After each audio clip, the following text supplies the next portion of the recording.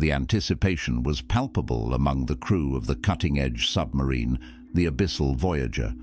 With state-of-the-art technology at their fingertips, they were set to journey into ocean depths unknown.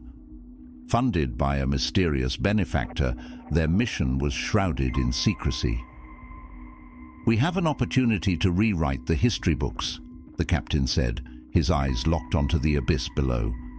The descent began smoothly enough, the submarine's exterior lights cutting through the ocean's everlasting darkness.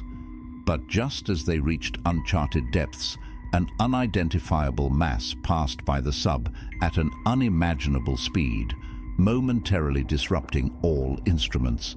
It was easy to dismiss as a glitch or fast-moving sea life.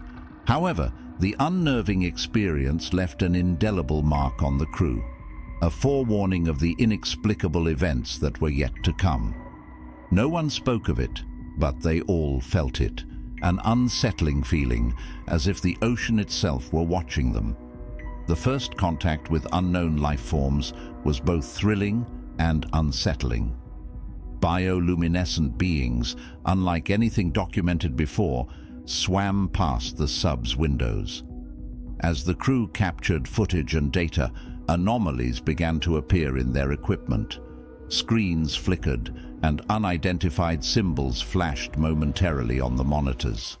"What are those?"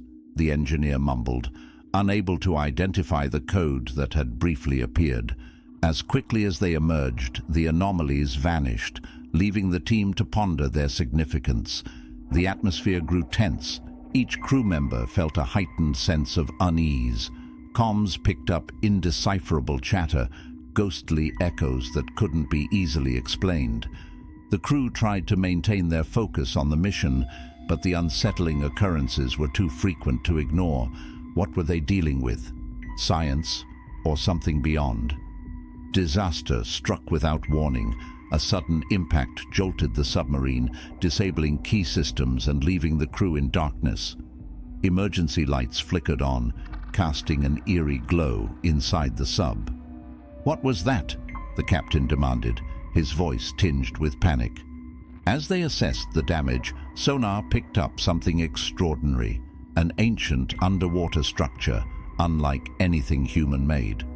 The crew couldn't resist the allure of discovery. Despite the risks, they decided to leave the semi-functional submarine to explore the mysterious building. Inside, they found walls adorned with indecipherable scripts and unsettling frescoes depicting abyssal horrors.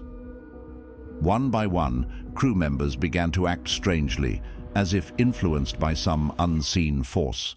The explorers split into pairs, their flashlights barely penetrating the murky depths of the ancient structure. With each step, a sense of dread intensified. The first scream echoed through the underwater communication devices.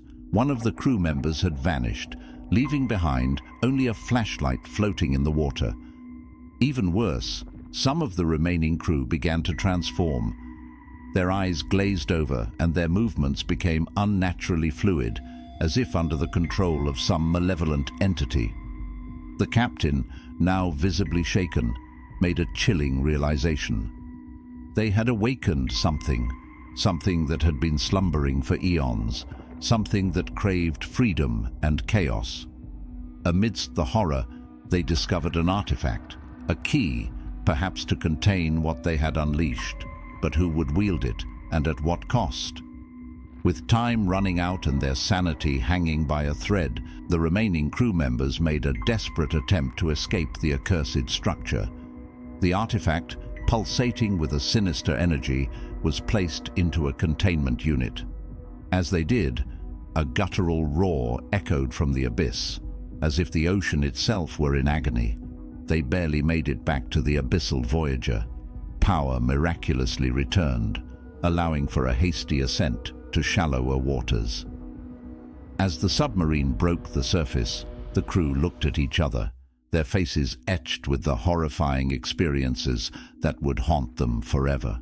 No one spoke. Words were inadequate. The world remained oblivious to what had transpired, but the ocean knew, and so did they.